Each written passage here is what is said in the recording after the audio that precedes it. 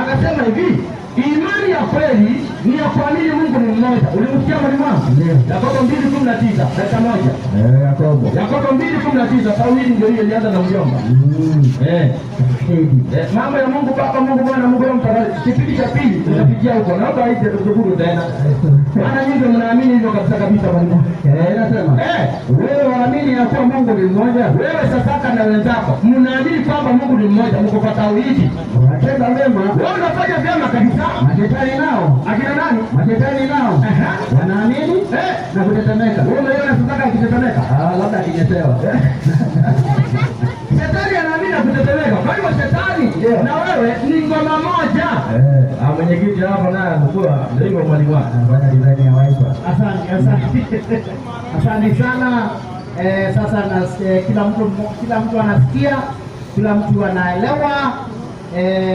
Mimi tu mwenyekiti nangu tu nikusikia, wewe tu unajua vipi na mishti utakula gani. Kwa hivyo sasa tunaingia katika sehemu ya pili, sehemu ya kutetea mada. Sehemu ya kutetea mada, dakika 10 kutetea mada, dakika 10. Upande wa Uislamu dakika 10, upande wa Kristo dakika 10. Karibu sana mwalimu wa Kiislamu kutetea mada, dakika 10.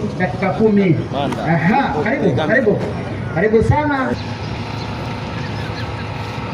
السلام عليكم ورحمة الله وبركاته. وعليكم السلام ورحمة الله وبركاته. الحمد لله والصلاة والسلام على رسول الله وعلى آله وبعد. Ndugu zangu wa binadamu ambao katika dunia hii ya leo hawajabahatika kuwa katika neema na dini ya Mwenyezi Mungu ya Uislamu, habari zenu? Kama mko wa jambo tunashukuru sana, ili unaleta mic nzuri ili niwahubirie vizuri. Nafikiri ifikie mahali wakati mwingine tutambue kwamba watu ambao wamesimama hapa ni watu wasomi na wenye akili. Kwa hivyo rafiki yangu Pastor Kasina, unapofundisha angalia unafundisha nini, kwa sababu mimi nimekaa pale nimekuelewa vizuri sana. Pengine nilivyokuelewa mimi wewe mwenyewe hujajielewa hivyo. Kwanza alianza na katika sura ya 72 Qur'ani. Katika sura ya 72 inaanza vizuri. Hii ni recorded speech, sio direct speech. Hizi ni vitu ambazo unasoma katika shule tu ya kawaida class 4. Kuna direct speech na indirect speech. Hii ni kitu ambacho mtume anaambiwa walivyosema majini, sio kwamba ni majini wanasema ndani ya Qur'ani. Ndio maana neno limeanza kul, sema imefunuliwa kwangu, sio kama nilikaa nikawasikiliza. Hana habari yeye, ilifunuliwa kwake, ni ufunuo. Anapatiwa habari za vitu ambavyo havijui yeye. Kisha mtume sallallahu alaihi wasallam anatufundisha Kasina. Pastor Kasina anasema hivi ya kwamba majini ndani ya Qur'ani wanasema ya kwamba hatutamshirikisha tena Mola wetu. Yaani ndani Kasina amesimama hapa kupinga ya kwamba majini wakisema kwamba Mungu asishirikishwe, Kasina anasema hapana, anataka kumshirikisha Mungu. Sasa wewe unataka kuwa mshirikina? Majini wenyewe wamekataa ushirikina. Wewe unataka ushirikina wa nini? Qur'ani kwa wazi, ukitaka kuelewa utaelewa. Kisha akasoma aya 18. Angalia vitu mbili hata hazielewani. Alafu anasema ni majini wamesema.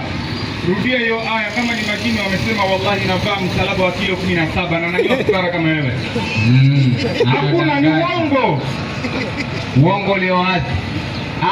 Aya 18 ni story nyingine kabisa. Mambo ya majini ilisha katika aya 6 ikaisha 14 ikaisha. Kwenye 18 Mungu anatuelezea wa annal masajida lillah. inasema kwamba misikiti yote ni ya nani? Ni ya Mwenyezi Mungu. Lakini Kasina akasema majini wanasema misikiti ni ya nani? Ni ya shetani. Kwa hivyo kwa imani yake misikiti ni ya mashetani? Ni ya mashetani. 4:16 Luka. Kitabu ni cha Luka. Yaani ukimtukana Muislamu na Uislamu ni kama unamtukana Yesu. 4:16 Luka. Twende baba. Inasema akaenda Nazareti. Yesu huyo hapo alipolelewa. Ndiyo. Na siku ya Sabato. Na Yesu siku ya Sabato akaingia katika sinagogi. Tafsiri ya sinagogi ni nini? Ni msikiti. Kumbe hata Yesu anaingia katika nini? Katika msikiti. Lakini Kasina anasema msikiti ni ya shetani. Ni ya shetani. Kumbe Kasina anampinga mpaka Yesu mwenyewe. Finari jahannam. Ngoja nisome. Abada. Finari jahannam. Nimeandika baadhi za vitu ambavyo walikuwa wanaongea hapa. Anasema majini wanasifu Qur'ani kwa sababu ni kitabu yao. Kisha akaanza kusoma vitabu vingine hapa. Mtume alimsilimisha jini, sijui asili ya majini. Nichukulie pasa mkorofi 42 ukurasa 42. Sasa na sisi tunawasomea vitabu yenu. Si nyinyi mnasema mnasomea yetu, na sisi tunasoma yenu. Hata sikiliza hiyo, twende vitu. Ukurasa wa 42 ninayo. Safiri. Inasema ndio shetani, yani ibilisi. Kasina usijifanye uko WhatsApp. Shetani, yani ibilisi ni msomi wa Biblia. Kitabu chake ibilisi ama shetani anakijua kitabu chake Biblia vizuri. Hana matatizo na Biblia. Hata ukisoma Biblia yote huwezi kumpita ibilisi. Safi. Wala huwezi kumfikia. Ndio maana wanafunzi wote wa Biblia mwalimu aliyewafundisha ni nani? Biblia. 1:20 Timotheo wa kwanza. Leo utaandika sana bwana Titus. Utaandika sana leo. Tena vitu. Haya, kitabu ni cha Timotheo wa kwanza. 1:20 ninayo. Tunatafuta kama jini ni msomi wa Biblia. Hawa Kristo wa leo kina Kasina, nani aliwafundisha Biblia? Twende vitu. Shetani amehifadhi, wao hawajahifadhi hata kidogo. Inasema yani kujipiga kifua sasaka ni ndugu ya shetani. Naenda kwenye hiyo aya sasa nikufundishe vizuri. Twende vitu. Katika hao wamo Himenayo na Iskanda. Katika hao kuna Titus hapa na Kasina ambao hao wawili nimempa hawa wamepewa kwa nani?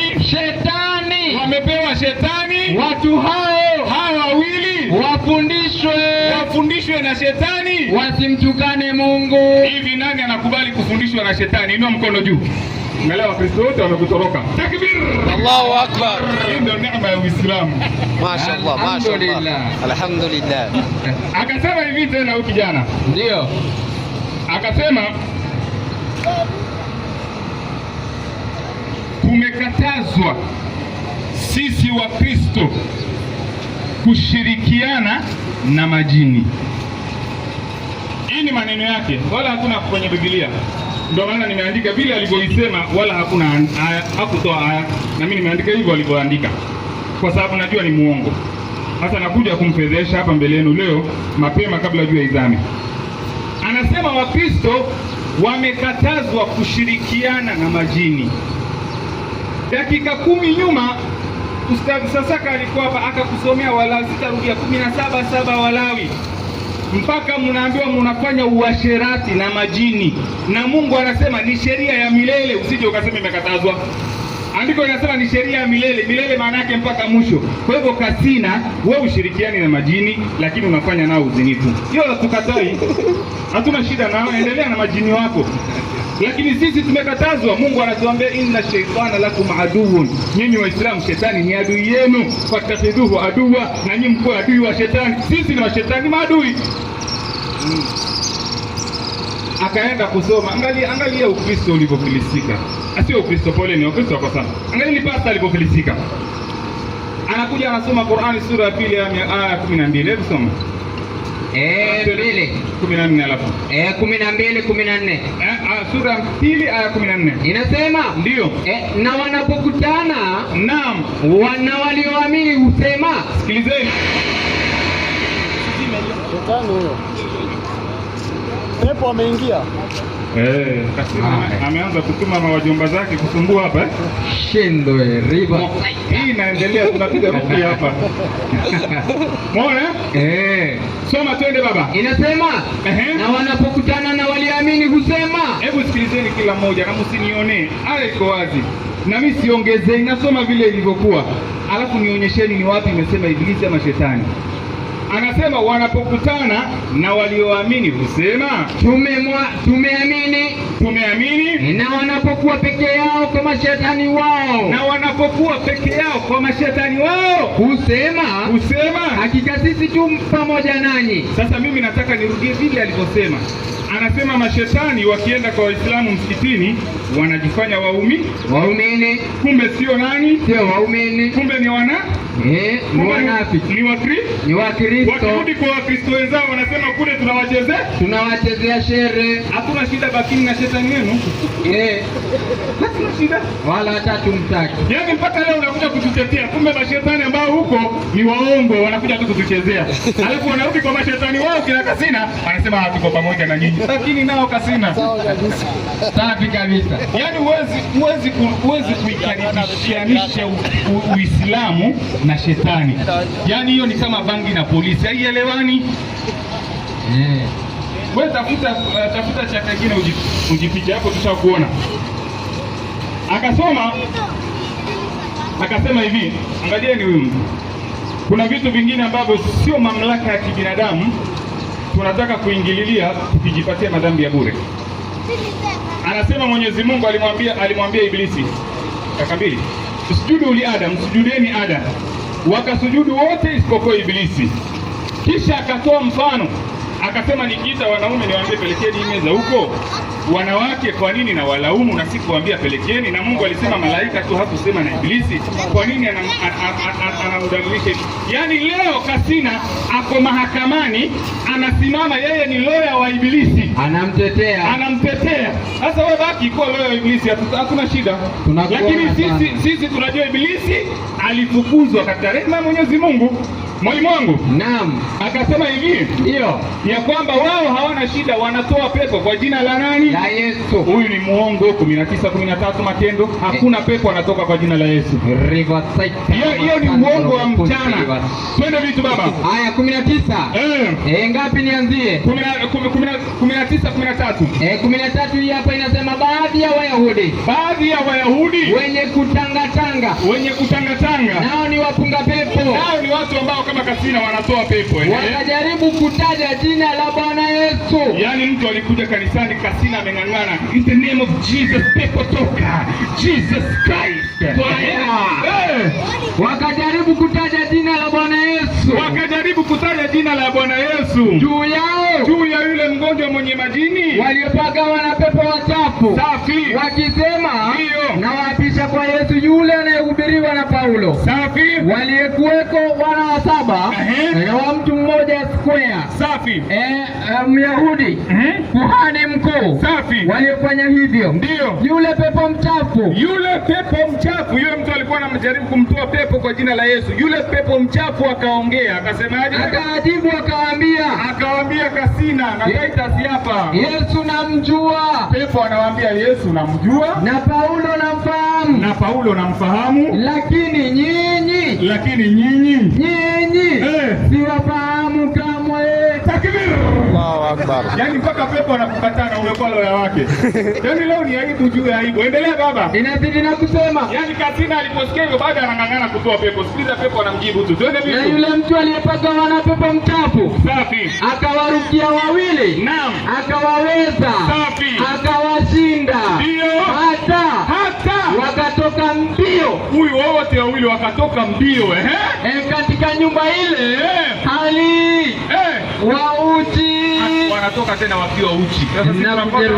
Asalamu alaykum. Waislamu takbir. Allahu Akbar. Asante sana.